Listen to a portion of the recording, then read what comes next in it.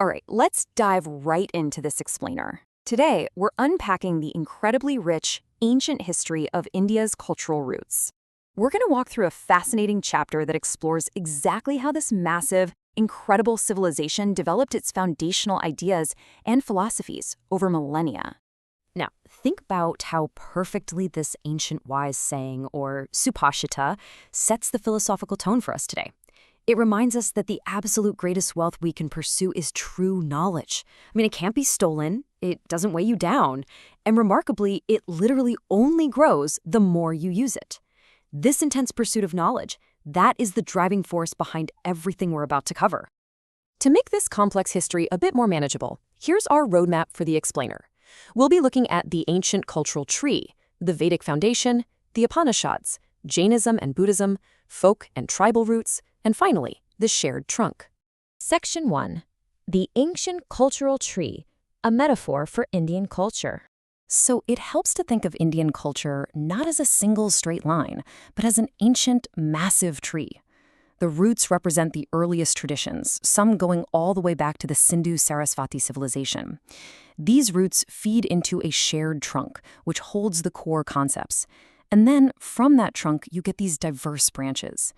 Those branches are the hundreds of different schools of thought, art, and science that have sprouted up over thousands of years. Moving on to Section 2. The Vedic Foundation, exploring India's earliest texts.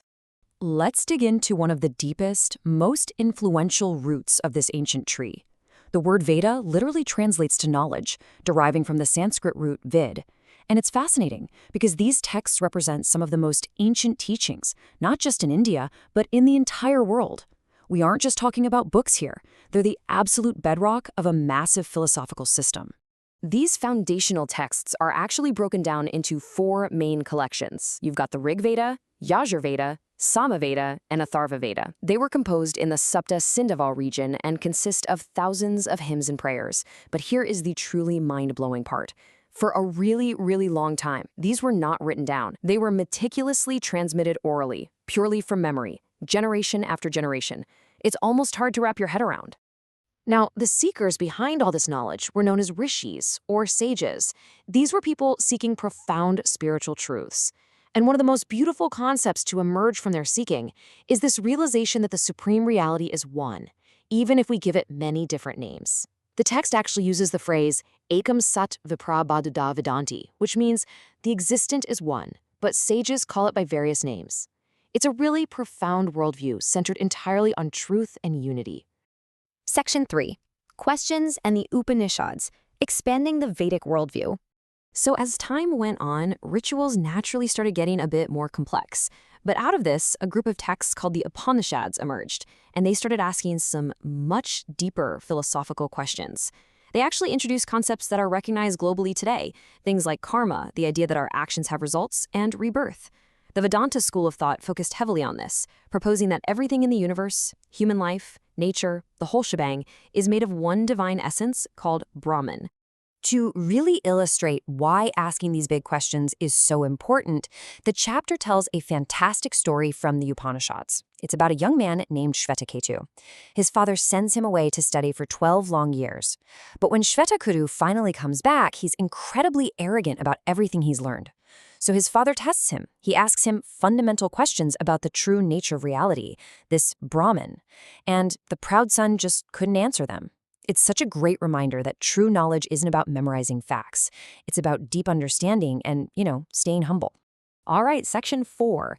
Jainism and Buddhism, new branches of thought in the first millennium BCE. Moving up from the roots, we find some distinct branches that grew from that shared trunk. We're looking at 2 absolutely pivotal figures here, the Buddha and Mahavira. Both of these thinkers helped establish entirely new schools of thought, Buddhism and Jainism.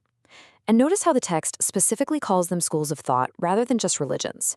That's because they encompass profound philosophical, spiritual, and ethical systems that actually departed from the direct authority of the Vedas. A really crucial point of Mahavira's teaching, and honestly a massive contribution to Indian culture as a whole, was his deep, unwavering commitment to non-violence towards all living things. This wasn't just an abstract idea. This ethical stance shaped how millions of people lived their daily lives, dictating everything from their diets to the very occupations they could hold. The Jain tradition also gave us this brilliant concept called Anekantavada.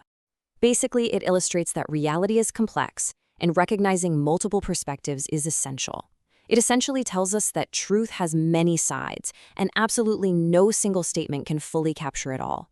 It's such a profound call for open-mindedness and intellectual humility.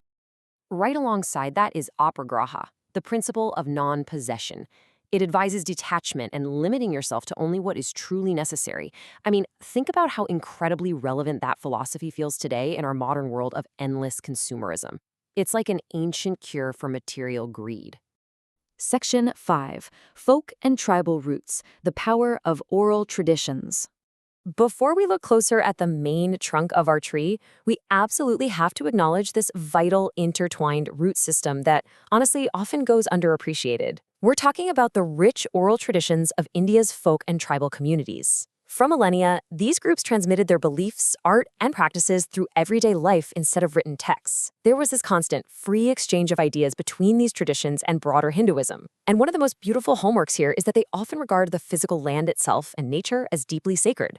And finally, Section 6, the Shared Trunk, Unity Amidst Diversity.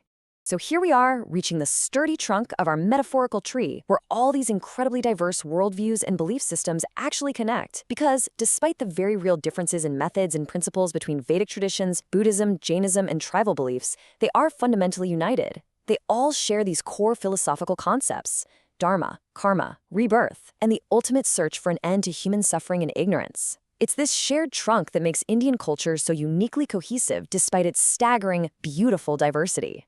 And that brings us to a final, vital thought to wrap up this explainer. You see, this ancient tree isn't some fossil. It is still alive, and it is still growing. So we have to ask ourselves, how do these thousands of years old concepts like karma, embracing multiple perspectives, and practicing nonviolence, how do they continue to provide meaning in our lives right now? How do they shape the modern world you interact with every single day? I highly encourage you to look for these roots in your own daily life, because once you truly understand them, you're understanding the very foundation of one of the world's greatest civilizations.